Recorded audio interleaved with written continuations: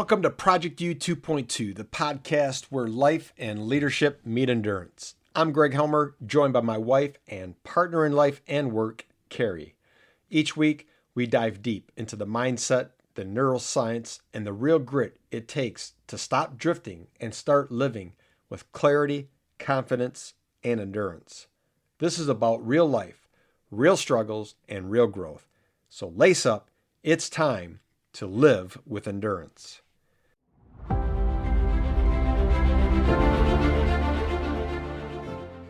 This week, Carrie took us somewhere deep. She didn't just talk about being stuck. She named the invisible prisons so many of us live inside without realizing it. And I want to start by honoring that, because awareness is the first act of freedom. If you can't see the bars, you don't question the cage. And what stayed with me most wasn't only the stories of physical captivity, J.C. Dugard, Elizabeth Smart. It was what happened after freedom came. Both of them have said that rescue wasn't the end of the story.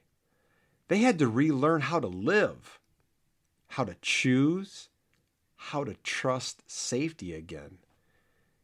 Both of those ladies had to build an identity that wasn't defined by survival. And that's where their stories quietly meet ours. Most of us aren't locked in rooms, but many of us are locked into patterns. Those patterns could be roles, beliefs, identities that once kept us safe, but now keep us small. And as Carrie named so clearly, captivity doesn't always come from trauma alone.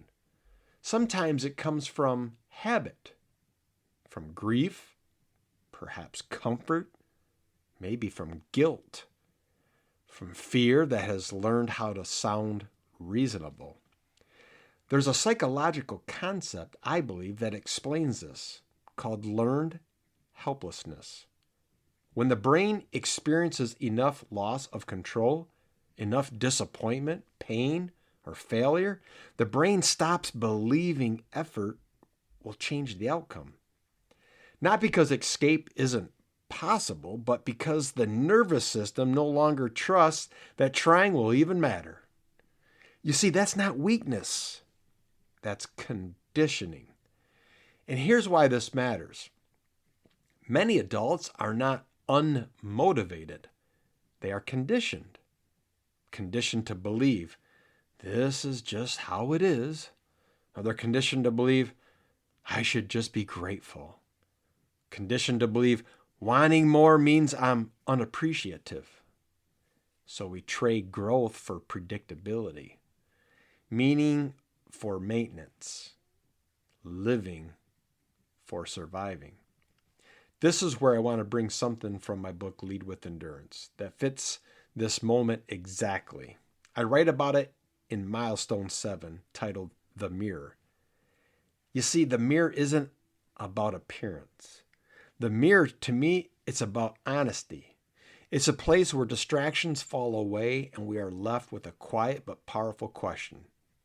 Am I living in a way that reflects who I know I'm meant to be? Look at yourself in the mirror and ask that question. Ask yourself, looking in the mirror, am I living in a way that reflects who I know I'm meant to be? What's the response? You see, what I've learned and lived is that many of us don't stay stuck because we don't see the door. We stay stuck because looking in the mirror requires us to admit that we have adapted to a life that no longer fits. And that moment can be uncomfortable because the mirror doesn't accuse. You see, the mirror, it reveals. It shows us where we've been surviving instead of living, where we've been coping instead of choosing. It shows us where we've mistaken endurance for endurance of the wrong things. Here's the hope embedded in Milestone 7. The mirror isn't there to shame us. I believe the mirror is there to wake us up. Because the moment we can tell ourselves the truth, gently and honestly, we reclaim choice. And choice is where freedom begins. Carrie also named something important. Running isn't always freedom. Leaving isn't always healing, and that's true. External escape without internal change just builds a new cage with a different future. Freedom has to be practiced on the inside first. And that's why freedom isn't a moment. I believe freedom, it's a skill. Yes, a skill.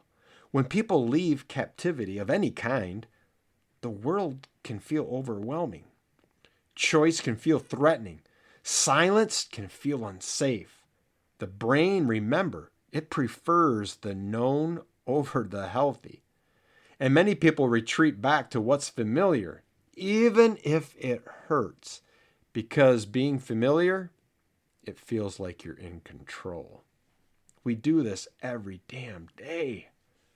We stay in jobs that suck the energy out of our life because that job is stable. We stay quiet in relationships that are possibly toxic because disrupting that relationship would feel dangerous. We cling to habits that completely numb us because feeling everything feels like too much. And we tell ourselves, oh, this is fine. But deep in our soul, it whispers, there's more than this. There's more than this. Another invisible prison Carrie named deserves special care. And that's grief. Grief will freeze people. Not because they don't want to live, but because living again can feel like betrayal. I've seen this in people that I've coached. I've seen it in leaders I've worked with. And honestly, I've felt it myself. That quiet guilt that says, if I move forward, am I leaving someone behind? Or if I feel joy again, does that erase what really mattered or what happened? But grief is not a contract with the past. To me, it's a testament to love.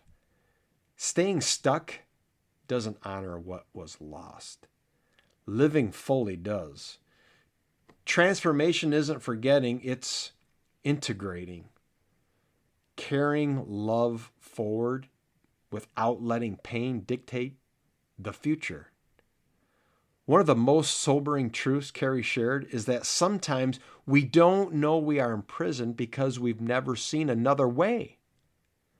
Like a child born into captivity who believes the cage is their world. That's why perspective matters. That's why reflection matters. And to me, that's why the mirror matters. Freedom often begins when someone helps us see what we've stopped questioning. And here's the endurance piece. Once you step out, you have to stay out. Freedom requires stamina. It requires boundaries, practice. You don't rebuild identity overnight. You never will. It's not a quick fix. You build it rep by rep, action step by action step, choice by choice, sometimes hour by hour or day by day, week by week. So I want to leave you with something practical, right straight from Milestone 7. Freedom today doesn't require a dramatic exit. It requires an honest moment with you and yourself in the mirror. And that one simple question, what would one free choice look like today? Not your whole life, not a 5-year plan, just today. Maybe it's telling the truth instead of staying silent. Maybe it's resting without guilt. Maybe the response is it's saying no to something that's slowly erasing you. Maybe it's asking for help instead of doing it alone. Freedom isn't about escaping your life, it's about reclaiming your life. Carrie reminded us being stuck doesn't mean you are broken. It means you've adapted to survive. But survival isn't the finish line. Endurance is learning how to live again with courage, with presence, and with compassion for yourself along the way. This has been Project U 2.2, where we don't quit, we don't coast, and we don't surrender. If today helped, share it with someone who might be quietly living in a cage they no longer need. And every Wednesday at 6:22 a.m., Carrie brings the heartbeat of this work, mindset, growth, and the next brave step. Until next time, stay strong, stay real, and keep living with endurance. See you at 6:22.